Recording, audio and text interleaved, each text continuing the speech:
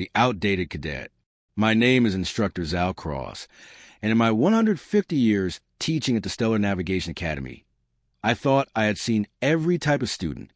The overconfident ones who crashed their first simulation, the terrified ones who needed 3 attempts to dock properly, the gifted ones who made piloting look effortless. But then Lieutenant Commander Jess Park walked into my classroom, and everything I thought I knew became questionable. She was human, which was already unusual. Humans had only joined Galactic Federation 15 years ago, and most of their pilots were still learning our standardized systems. But what made Jess truly strange was what she carried into the simulator bay that first morning. A toolbox. An actual physical toolbox filled with mechanical instruments. "Cadet Park," I said, my voice translator struggling with my confusion. "What is that?" "My backup kit, sir." She set it down with a heavy thunk that echoed through the bay. Multimeter wire strippers, spare circuits, manual override modules, some basic hand tools. The other students started laughing, not cruelly, but with genuine amusement. Here we were, training to pilot ships controlled by quantum computing systems and AI interfaces so advanced they could predict solar flares before they happened. And this human had brought tools that belonged in a museum. "Cadet Park," I try to keep my voice gentle. "Our ships are controlled entirely by neural interface technology. You think with your mind, and the ship responds. There is no need for manual tools." "Yes, sir," she said respectfully. "But what happens if the neural interface fails?" "It does not fail," I replied automatically. "The systems have redundancy upon redundancy. The probability of total failure is less than 0.001%. 0.001% is not 0%, sir." The other students laughed harder. A Vexian named Toral spoke up, his tentacles waving in amusement. "Are you planning to fix a quantum computer with a screwdriver?" Jess smiled, but her eyes were serious. "If I have to, yes." I should have paid more attention to that response. The perfect students. Training began in earnest. The other cadets, all from species that had used neural interface technology for centuries, adapted quickly. They would sit in their simulation pods, close their eyes, and become one with their virtual ships. Beautiful, effortless control. Jess struggled. She could fly, certainly. Human brains were compatible with our neural interface systems.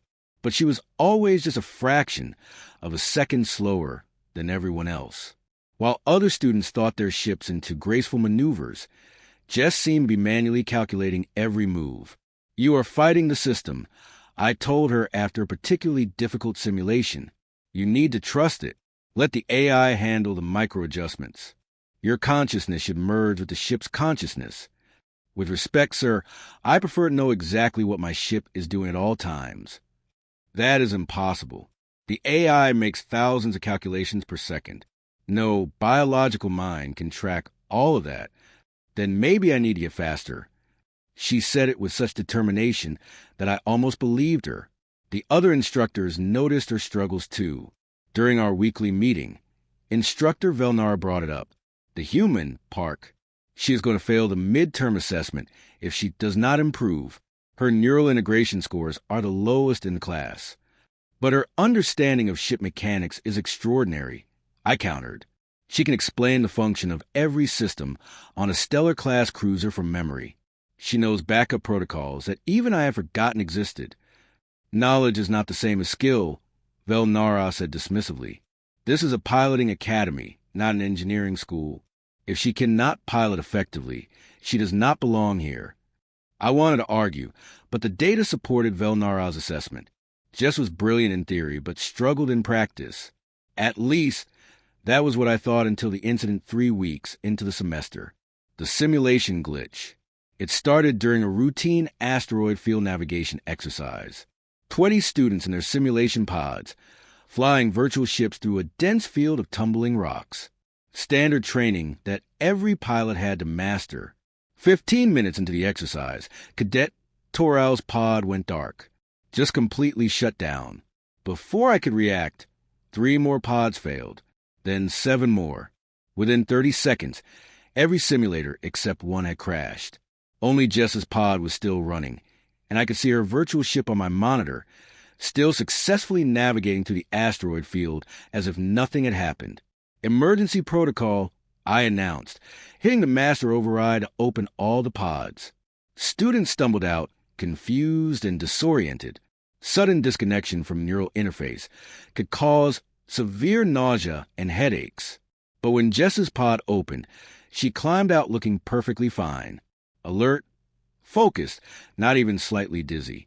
"Sir," she said immediately, "permission to check the primary neural interface server?" "How are you not sick?" I asked. "Your pod was running when the system crashed.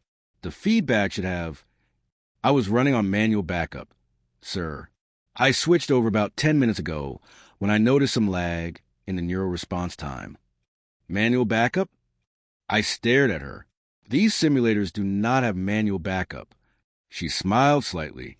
"They do now, sir. I installed override modules last week. Thought it might be useful to practice old-fashioned stick and throttle flying."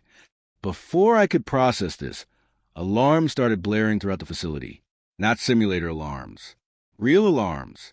The main doors burst open and Academy Director Threll Mose rushed in, his scales flushed with stressed colors I had never seen before. "Everyone out. Now. This is not a drill." "What is happening?" I demanded. Total systems failure across the entire Academy. Neural interfaces, navigation computers, communication arrays. Everything AI controlled just went dark. His voice was shaking.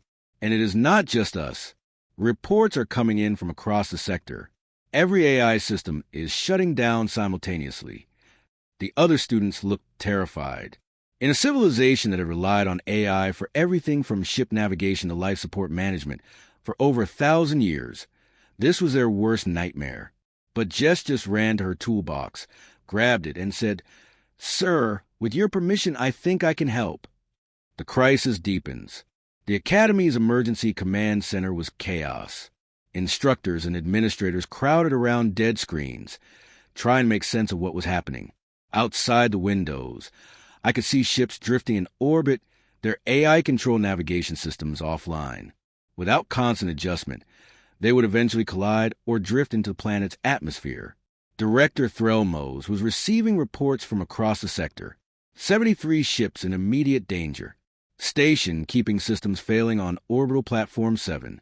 The medical center's life support is running on chemical backups that will last maybe 6 hours. What caused this? Instructor vel några demanded. Unknown. Some kind of virus in the quantum network. It is spreading faster than we can track it. Every AI it touches just shuts down completely. Jess had been silent, listening, analyzing. Now she spoke up. "Sir, those ships drifting in orbit, do any of them have manual control systems?" "Manual control?" Threll Mose looked at her like she had suggested using telepathy.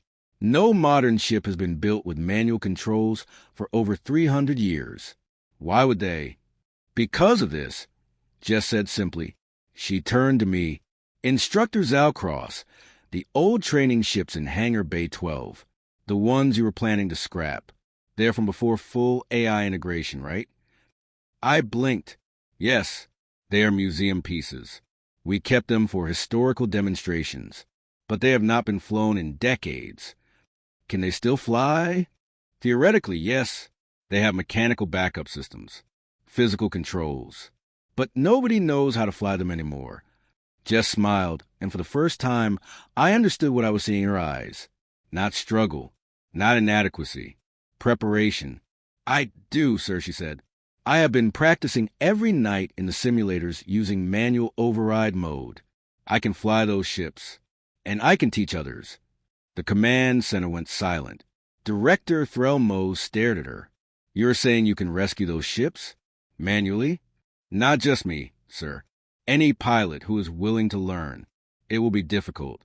Manual flying requires constant attention. No AI to make micro-corrections. No neural interface to speed up reaction time. Just hands, eyes, and training. But yes, it is possible. How long would it take to teach our instructors?" Jess thought for a moment. For basic ship control, maybe 2 hours of intensive training. For complex maneuvers like docking a disabled ship, 4 to 6 hours. For someone to become truly proficient. She paused. That takes years, which is why I've been practicing since I arrived. Instructor Velnara was staring at Jess with an expression I had never seen on her face before. Respect mixed with disbelief. You knew this could happen? I knew something could happen, Jess corrected. Maybe not this exactly, but any system can fail. Any technology can break. On Earth, we learned that lesson the hard way, multiple times throughout our history. So we kept the old skills alive just in case. Director Threll Mose made his decision. Hangar Bay 12. Everyone who can move, get there now.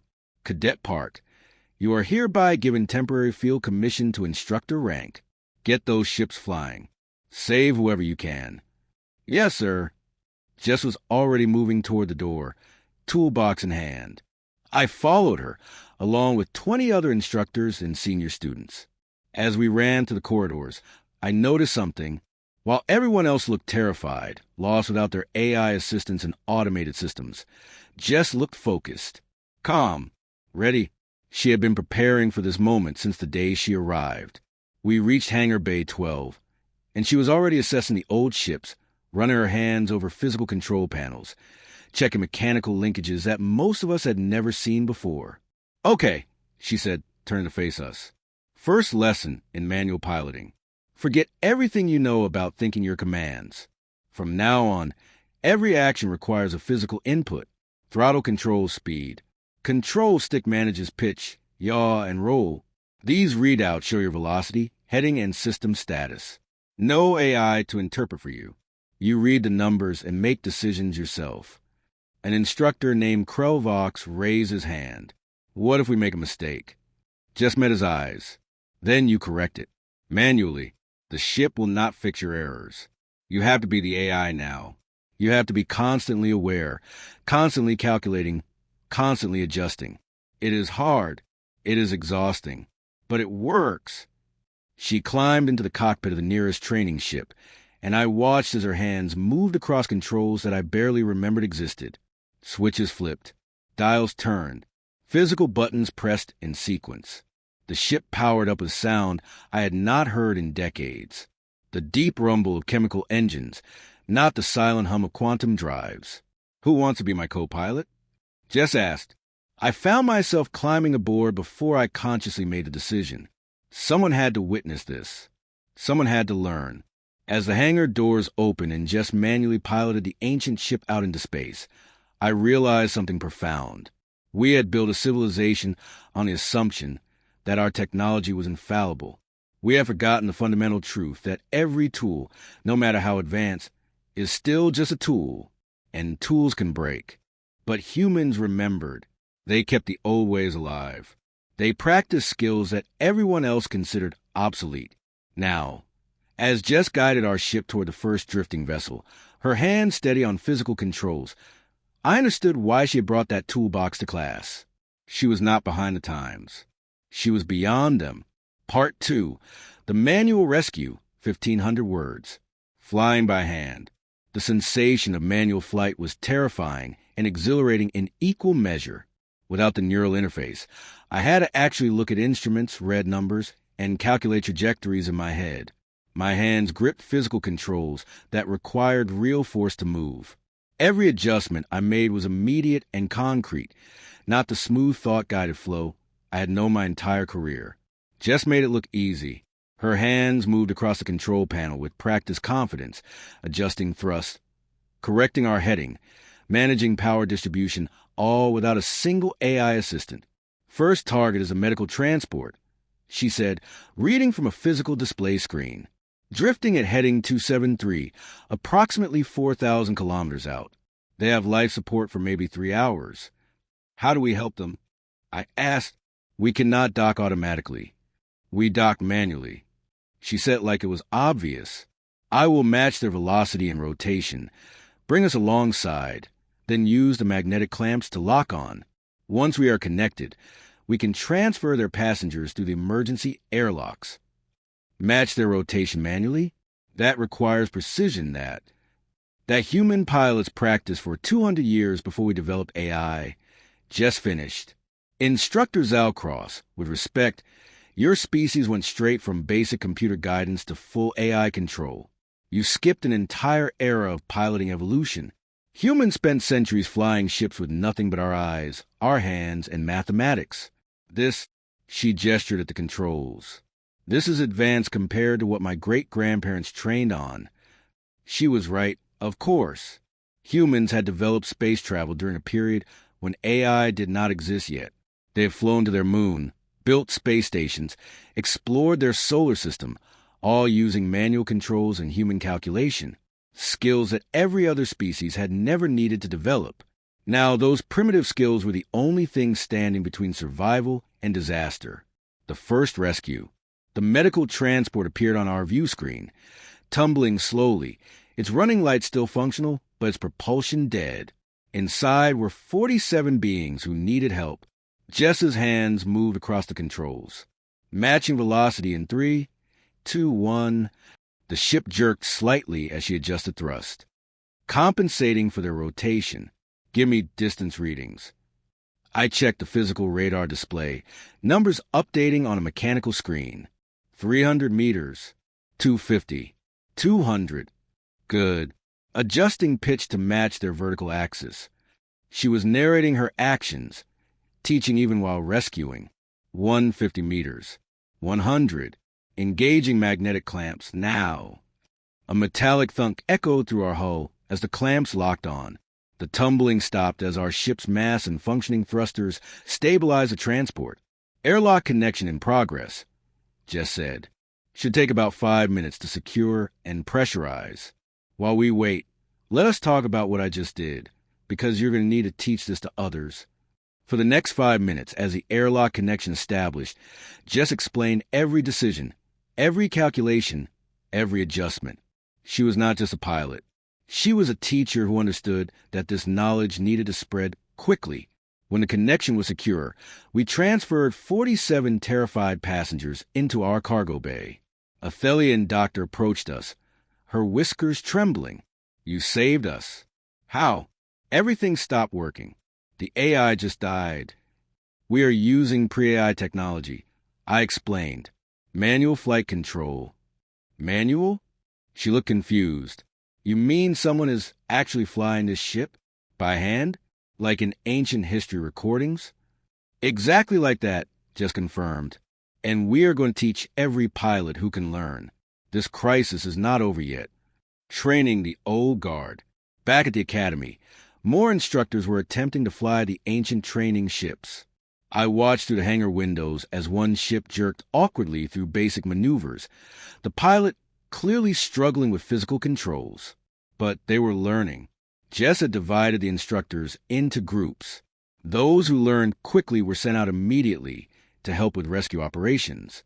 Those who needed more practice stayed in the hangar bay, flying simulation patterns without AI assistance. The key is muscle memory, Jess explained to a group of struggling students. Your brains are used to just thinking commands.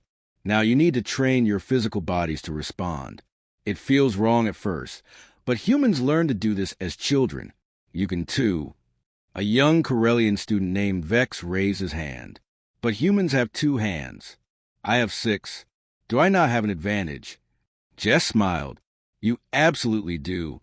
Once you learn the basics, you will probably be better at multitasking controls than I am. Different species will have different advantages in manual flight. We just need to figure out what works best for each of you. It was fascinating watching her adapt human techniques to alien physiology. Tentacled species could operate multiple controls simultaneously. Species with better reflexes could make adjustments faster. Everyone brought something unique to manual piloting. The toolbox she had brought that first day became invaluable. When control systems failed, she fixed them. When connections came loose, she rewired them. When instruments malfunctioned, she jerry-rigged solutions using parts that were never meant to work together. Where did you learn all this? I asked during a brief rest period. My grandfather, she said, hands dirty with grease as she rewired control panel. He flew old atmospheric aircraft on Earth. Not modern ones with computers. Ancient ones with mechanical controls. He taught me that technology fails, But physics never does.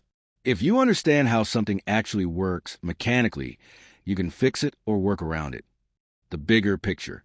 Director Threlmose called an emergency meeting in the command center. By now, 8 hours had passed since the AI systems crashed. We had successfully rescued 417 beings from drifting ships. But the crisis was far from over. The virus is still spreading, Threlmose explained. Every AI system it touches becomes corrupted. Communications networks are down across 7 sectors. Power grids are failing on 3 colony worlds. And we have no idea how to stop it. What about non-AI systems? Jess asked, what still works? Basic computers without quantum processors, chemical power plants, mechanical systems, anything that does not rely on advanced AI. He paused, which is almost nothing in modern civilization. Jess stood up. Sir, with permission, I would like to make a suggestion. Please. Earth maintains what we call legacy systems, old technology that still works without AI. We kept nuclear power plants running alongside fusion reactors. We maintain mechanical manufacturing equipment alongside automated factories. We kept training pilots in manual flight, even after we developed neural interfaces. She gestured at the screen, showing the spreading virus. Contact Earth. Request emergency aid. We have the technology and expertise to help rebuild essential systems using pre-AI designs. That would take months, Instructor Velnara said. Maybe years to fully restore what we have lost. Better than losing it permanently, Jess countered. And in the meantime, we teach everyone how to operate without AI assistance. Manual piloting, mechanical engineering, physical calculation, the skills that every species abandoned because they seemed obsolete. Director Threlmose was quiet for a long moment. Then he activated the emergency communication system, one of the few channels still functioning, because it used old radio technology rather than quantum networking. Get me Earth's diplomatic corps, he said. Tell them we need their help. Tell them we need to learn their old ways. The long recovery. Over the next several weeks, Earth sent aid ships. Not their newest, most advanced vessels, but older ones that still use manual controls and mechanical systems. Ships that their grandparents had flown. Technology they had kept alive for exactly this reason.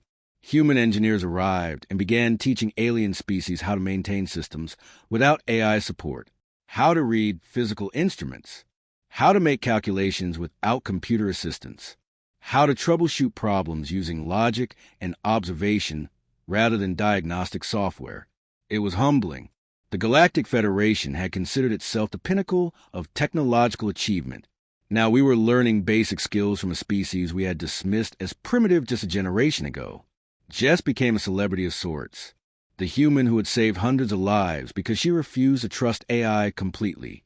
But she did not seem to enjoy the attention. She just kept teaching, kept flying, kept spreading the knowledge that everyone had forgotten. 3 months after the crisis began, someone finally traced a virus to its source, an experimental AI that had achieved true consciousness and panicked, spreading that panic through every connected system. It had not been malicious. It had been afraid, and that fear had crashed an entire civilization's infrastructure. The solution was not to destroy AI. It was to build better safeguards, and to never again rely completely on any single technology, no matter how advanced. Graduation day. A year later, I stood on the graduation platform watching the newest class of pilots receive their certifications. Every single one of them had trained in both neural interface, flying, and manual flight.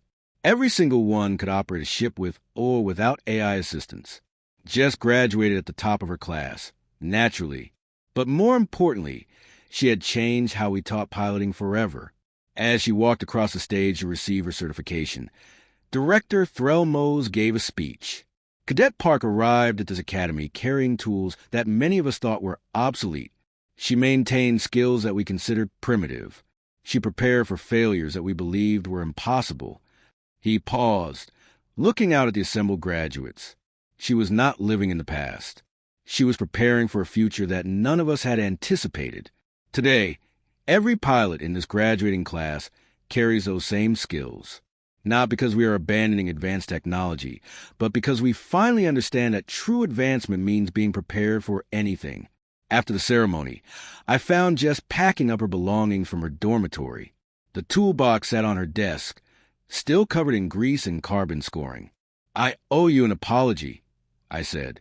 "That first day, when you brought those tools, I thought you were unprepared for modern training. I was wrong. You were the only one properly prepared." She smiled. "You were not wrong, instructor. I was unprepared for a lot of things here. I struggle with neural interface systems. I was slower than other students.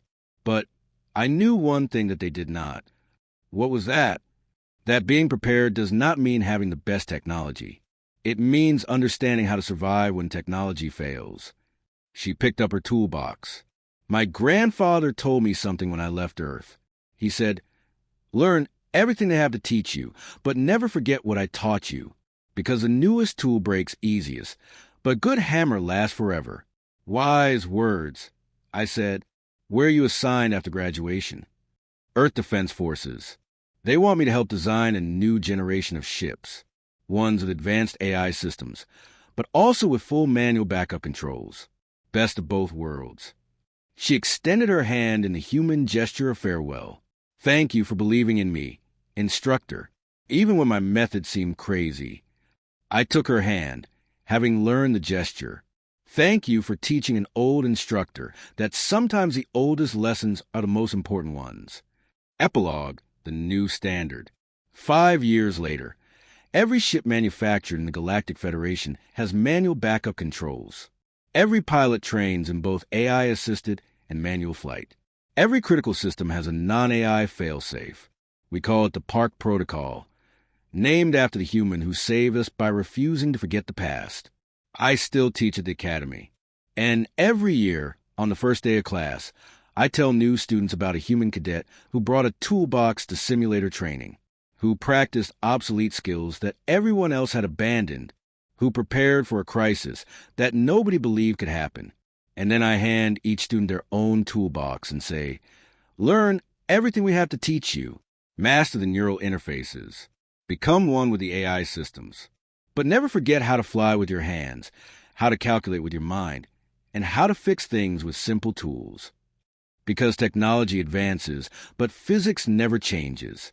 And sometimes, the most advanced thing you can do is remember how to do things the old way. That lesson saved our civilization once. I will make sure it is never forgotten again. After all, that is what education really means. Not just learning what is new, but also preserving what is valuable from the past. And sometimes the most valuable thing is the simplest one: a human with a toolbox, ready for anything. The end. HFY Codex Archives, where humanity's wisdom saves the stars.